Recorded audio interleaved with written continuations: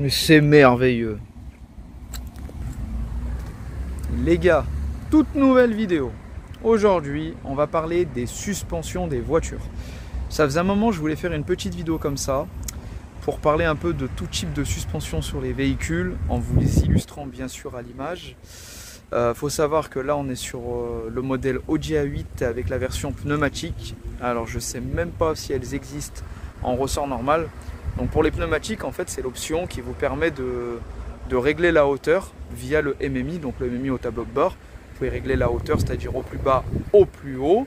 Du coup c'est un confort en plus, c'est une stabilité en plus, c'est vraiment une option supplémentaire qu'on peut retrouver chez Audi justement. Donc chez Audi c'est l'option pneumatique, air suspension. Chez Mercedes on la retrouve également, c'est la 4matic. Chez BMW il me semble que vous avez l'option aussi pneumatique sur certains modèles. Vous l'avez également aussi chez Porsche, notamment sur les Cayenne. C'est là où j'ai beaucoup connu les suspensions pneumatiques. Alors il faut faire attention parce que chez Porsche, surtout sur les modèles anciens, Cayenne, les turbos, les S, 340 chevaux V8, ça a beaucoup de soucis. Mais je sais qu'ils y sont au ressort. C'est pour ça que si quelqu'un d'entre vous achète un Porsche Cayenne ancien, prenez pas l'option pneumatique parce que vous allez vous retrouver dans une merde. Je ne sais pas si vous vous rappelez, sur le Q7 qu'on avait, le blanc, on avait des soucis de suspension, on les a changés plusieurs fois, c'était horrible. Alors il faut savoir quand vous avez l'option pneumatique, ça a un coût. Vous avez le compresseur, vous avez tout le système, la vanne qui va réguler les suspensions. Donc il y a plusieurs choses. Donc voilà, donc moi honnêtement, si je devrais choisir à l'instant, c'est de reprendre sur des ressorts normaux, les suspensions, vous savez, à huile ou à gaz.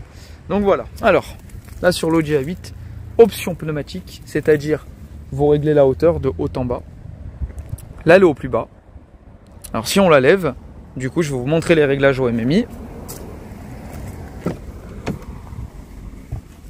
Hop, on met le contact. On va dans car. Et puis là, voilà, champ dynamique. Donc vous avez le mode automatique. Ça va se régler avec la façon dont vous roulez, la vitesse. Après, vous avez le mode confort, qui est celui le plus couramment utilisé par les personnes. C'est-à-dire que la direction va être beaucoup plus souple. Beaucoup plus voilà, et la suspension va être un peu plus haute, donc les dodanes on les ressent beaucoup moins. Le lift, alors là c'est vraiment la version la plus haute, donc on va la mettre, hein.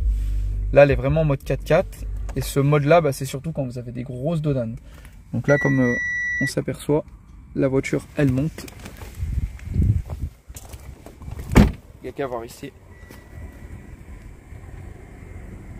ça monte et on peut voir l'arrière. Et après, du coup, elle va être en mode 4x4. Et ce mode-là, du coup, il est utilisable jusqu'à 30 km/h. C'est-à-dire, quand vous passez les 30 km/h, automatiquement, elle se remettra en mode confort. Donc là, elle est vraiment haute. Et encore, hein. Et encore, elle pourrait être plus haute. Mais du coup, j'ai retiré les biellettes d'origine qui se situent vers les triangles de suspension, qui me permet justement de régler la hauteur et en fait de confondre le calculateur. Je m'explique. D'origine, on a les petites biellettes qui sont réglées par rapport à dynamique, automatique, confort et lift, etc. Et moi, quand elle était en dynamique, il me manquait genre 2-3 cm. Donc en mettant des biellettes que je peux régler, donc je les ai réglées plus bas, tous mes modes, ils diminuaient de 2 cm. Donc là, normalement, elle devrait être 2 cm plus haut. C'est-à-dire sur le lift, le confort et le dynamique. Mais là, voilà. Elle est au plus haut, donc voilà ce que ça donne.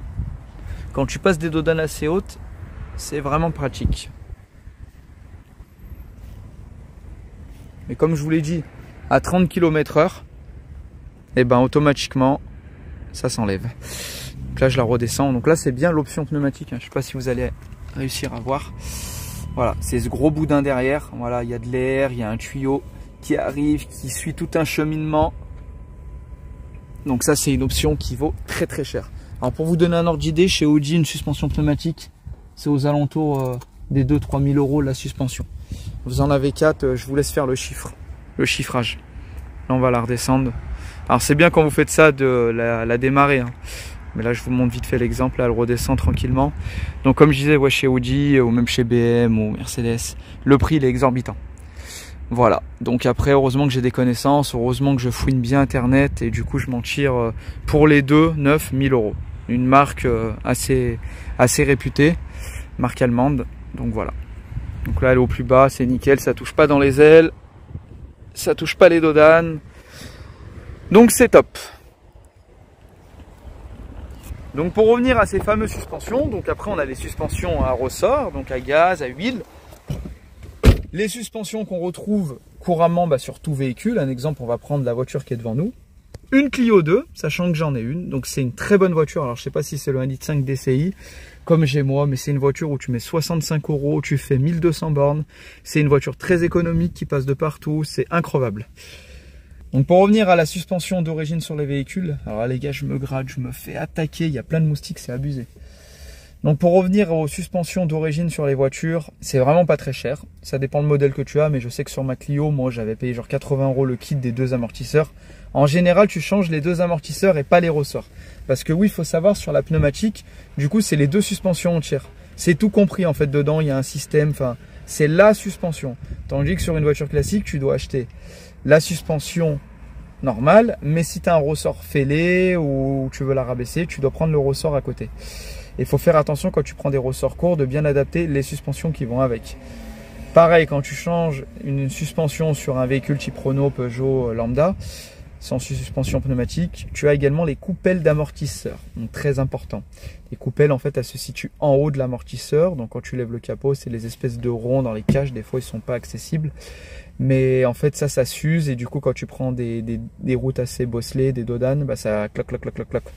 Voilà, ça tremble un petit peu, donc voilà. Alors après il existe bien d'autres types de suspensions, hein, comme un exemple on va parler des camions, voilà, les coussins d'air, les suspensions hydrauliques, enfin bref. Là je suis vraiment resté dans ce que je connais, voilà. Justement profitez-en en commentaire de me dire quel autre type de suspension il existe. Maintenant, on va parler des soucis qu'il peut y avoir, combien de temps ça peut durer en moyenne. Alors, une moyenne, en général, on va dire des suspensions, c'est tous les 80 000, 100 000, 120 000. Ça dépend du véhicule, ça dépend de l'utilisation, mais je dirais au moins 100 000 bornes. Mais déjà, au bout de 50 000, tu les fais contrôler. Après, les suspensions, les pneumatiques, tu n'es pas obligé de les changer par paire. Mais c'est conseillé. C'est conseillé parce que je t'explique. Sur une voiture traditionnelle, tu en as une qui est morte, l'autre elle est bonne, change les deux. Ça se change par paire, pardon. Par contre, sur les pneumatiques, il y a moyen d'en changer qu'une. Parce que c'est de la pneumatique, en fait, quand tu es en, j'ai une bêtise, en confort, elle se gonfle, admettons, elle est montée, je dis n'importe quoi, à 10 cm, l'autre elle est explosée, quand ça va gonfler, voilà quoi, c'est la même hauteur. Mais vu qu'il y en a une qui est naze, l'autre elle a roulé, elle va s'user, vaut mieux les changer par paire. Après voilà, c'est conseillé, mais c'est pas obligatoire. Et voilà, comme j'expliquais, donc c'est bien de changer par paire, et pour la pneumatique, c'est surtout conseillé. Maintenant, les causes, les conséquences d'une suspension usée, donc pneus sous-gonflés, ça veut dire que vous vérifiez jamais votre pression, donc ça peut les user. Les dodanes, ça c'est fatal, tu prends une dodane fort, ça les use le mouvement. Les virages, les ronds-points, etc. Qu'est-ce qu'il pourrait avoir d'autre? C'est pour ça, n'hésitez pas à me dire en commentaire si j'oublie. Par contre, de vérifier comment une suspension elle est morte, moi on m'a toujours dit, il n'y a que le contrôle technique parce qu'ils ont la machine. Après, tu as des techniques où tu peux essayer de te dire les suspensions sont fatiguées.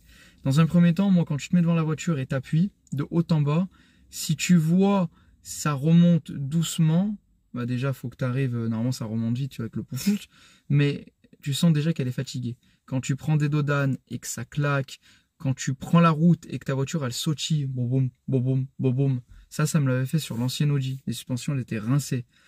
Des vibrations, tu vois, ça peut être la cause. Mais avant de commencer par ça, le mieux c'est de faire un jag, un devis, ou vérifier dans ton ancien contrôle technique, ou alors si tu le repasses pour être sûr. Mais après, si tu bricoles et tu as envie d'enlever tes roues, tu enlèves tes roues, tu mets des chandelles, tu te mets en sécurité, tu regardes bien ton train avant, tes triangles, s'il y a du jeu, des machins, des rotules. Mais il y a de fortes chances que si tu as ces symptômes-là, c'est fort possible que c'est des suspensions en cause. Comme symptôme, tu as aussi de l'huile qui peut couler de tes amortisseurs. En général, sur les petites voitures, tu peux y voir. La mauvaise tenue de route, qu'elle tire d'un côté à gauche, à droite.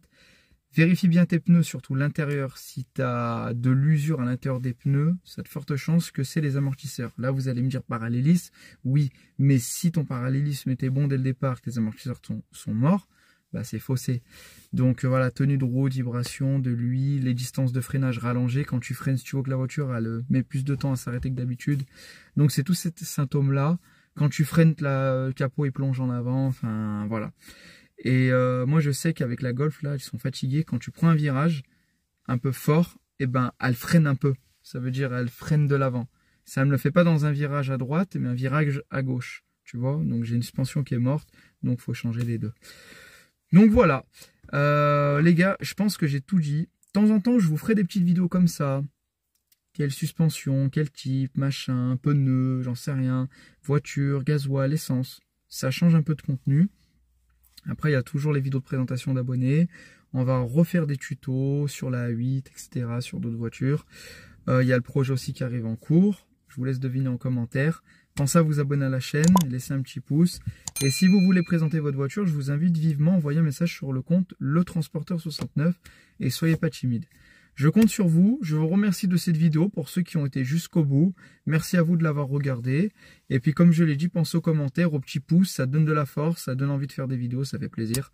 Et puis voilà, on se retrouve très vite pour la prochaine vidéo. Allez, ciao ciao!